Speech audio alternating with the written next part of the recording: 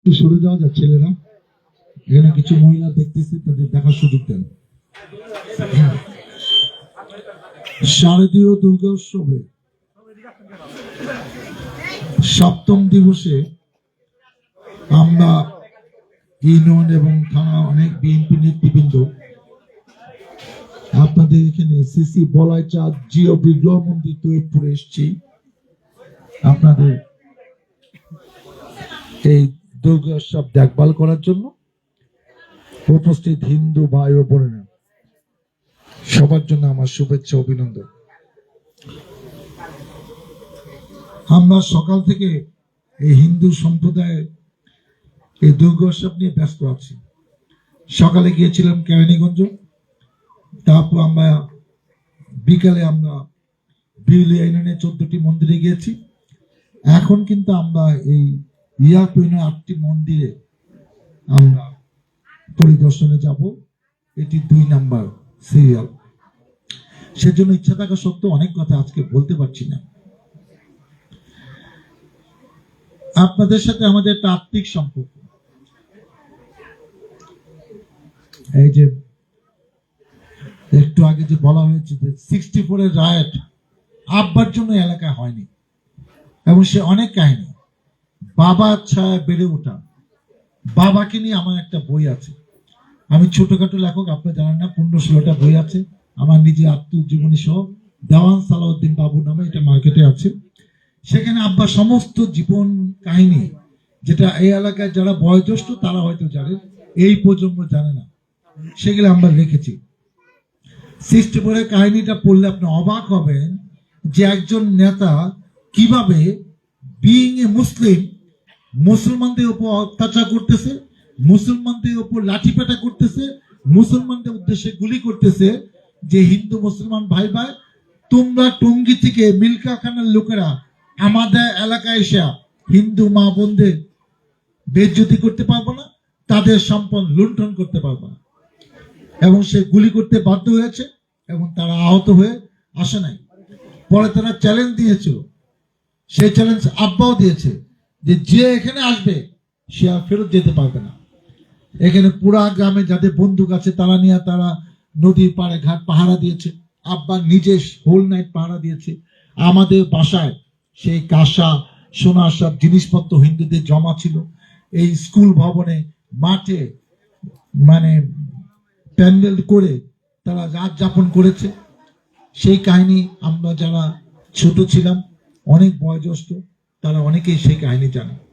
তারপর আব্বা 43 থেকে 88 সাল পরপর 9 বার এই এলাকার মানুষের জনগণের ভোটে চেয়ারম্যান হয়েছে। আমি 2 বার এমপি হয়েছি, বিপ্লব 2 বার চেয়ারম্যান হয়েছে, 1 বার ভাইস চেয়ারম্যান হয়েছে। আমরা দীর্ঘদিন ধরে আমার আপন বোনের হাজবেন্ড হুমায়ুন ভাই 84 থেকে 2011 27 বছর 80 রানে পরপর 5 বার চেয়ারম্যান হয়েছে। আমরা একটা রাজনৈতিক পরিবারের সন্তান, কিন্তু শেখ হাসিনা আমাদের 15, 16, 17 বছর রাজনীতি করতে দেয়নি। আমাকে মাত্র 3 বার জেলে যেতে হয়েছে। জেলে বেশি দিন ছিলাম না, 2 মাস 3 মাস 4 মাস করে। আমার নামে এখনো 53টি মামলা আছে। এখনো স্বপ্ন দেখি যে যতদিন হায়াত দেখে বিএনপির সাথে থাকবো। এখনো স্বপ্ন দেখি যে দল সামনে নমিনেশন দিলে জনগণের ভোটে আবার এমপি হয়ে জনগণের কল্যাণে জীবন উৎসর্গ করব। বাবা যা করে গেছেন কিংবা যা করতে পারেন নাই সেই কাজ আমি করব বিপ্লবকে সাথে নিয়ে। এই স্বপ্ন এখনো আমাদের আছে। আমি শুধু আপনাদের ভাষায় মা দুর্গা, যিনি দুর্গতি এবং সংকট থেকে আপনাদের রক্ষা করে, আমি আজকে আপনাদের কথা দিয়ে যাই যে আমি আমার ছোট ভাই আপনাদের যে কোনো অসুবিধা থেকে, যে কোনো বিপদ থেকে, যে কোনো ঝুট ঝামেলা থেকে আমরা আপনাদের পাশে আছি। আমরা মা দুর্গার মতো আপনাদের এইসব যে কোনো সংকট থেকে আপনাদেরকে রক্ষা করব। যিনি দুর্গতি নামে অসুরকে বধ করেছিলেন, সিংহ যার বাহন, এই 10 ভুজা 10টা হাত আমরা সেই ছোটবেলা থেকে দেখে দেখে আসছি। হয়তো কাহিনী অনেক কিছু জানি না, এটা ছোটবেলা থেকে দেখে দেখে আমরা এরকম অভ্যস্ত। আর আজকে আসতে শুনলাম যে আপনাদের এখানে একটি রাস্তায় মন্দিরে আসার জন্য, যেটা নিয়ে আপনারা অনেক চেষ্টা তদবির করছেন। বিপ্লব এটা নিয়ে আমাকে জানিয়েছে। আমরা এটার দায়িত্বে যিনি ইউনিয়ন পরিষদে আছেন, তাকে বলেছেন যে মাটি একটু ভরাট করে বালি দিয়ে এটা ইট সোয়েলিং রাস্তা করতে হবে। আমি আপনাদের আশ্বস্ত করলাম ইনশাল্লাহ আগামী মাসের মধ্যে এই রাস্তাটা ইনশাল্লাহ হয়ে যাবে।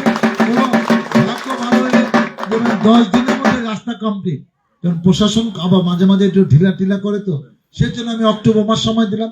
কিন্তু আমার মন বলে না যে 15 তারিখ ক্রস করবে এই রাস্তা সম্পন্ন হইতে। পরিশেষে আমি আপনাদের কাছে দোয়া চাই, আশীর্বাদ চাই। আব্বা যেরকম আপনাদের পাশে, বিপ্লব যেরকম আপনাদের পাশে বেশিরভাগ সময় দিয়েছেন। আমি তো যেহেতু জাতীয় পর্যায়ে তারপর সভা কেন্দ্রিক রাজনীতি করেছি, আপনাদের সাথে দেখা সাক্ষাৎ যখন 10 বছর এমপি ছিলাম তখন হয়তো হয় নাই। কিন্তু দেখেন আমার ভাগ্যটাকে ক্যারেট কলেজে পড়লাম, মেডিকেলে পড়লাম। আব্বা স্বপ্ন দেখলো এই ছেলে বড় ডাক্তার হবে, বড় হাসপাতাল বানাবে, সেখানে প্রফেসর হবে। সেটা কিন্তু হইতে পারলাম না। বিসিএস পাস করে 5 বছর চাকরিও করেছে, কিন্তু আপনার সে স্বপ্ন কিন্তু হয় নাই। আব্বা স্বপ্ন দেখলো এই ছেলেটা একটু বোকাশোকা, এগুলো দিয়ে আর যাই হোক রাজনীতি হবে না। বিপ্লবকে গ্রামে এনে পড়াশোনা করলো। বিপ্লব জিরাপুর স্কুল থেকে পড়াশোনা করেছে, আমি ক্যাডেট কলেজ থেকে পাশ করেছি, মেডিকেল কলেজ। কিন্তু দেখেন ভাগ্যে কি অবস্থা, আব্বা মারা যাওয়ার পরে জনগণই টেনে এনে আমাকে রাজনীতি ঢুকালো। তারপর আব্বা তো এগুলো ফেস করে নাই, যে তার সন্তান পালিয়ে আছে 15 বছর, তাকে জেলে যেতে হইতে পারে যে কোনো সময়। ওই সময় স্বপ্ন দেখতাম যে কোনো সময় কোর্টে যায় আমাকে 5 বছর 10 বছর জেল দিয়ে দিবে। ভাগ্যিস সেগুলা হয়তো হয়নি। আমি আপনাদের দোয়া চাই, আশীর্বাদ চাই, যেন আবার নির্বাচিত হয়ে আপনাদের কল্যাণে, আপনাদের পাশে, আপনাদের সাথে থেকে আপনাদের সকল সমস্যার সমাধান করতে পারি। সৃষ্টিকর্তা আমাকে যেন সেই তৌফিক দেয়। আপনারা ভালো থাকেন, সুস্থ থাকেন। আমি থাকতে চাই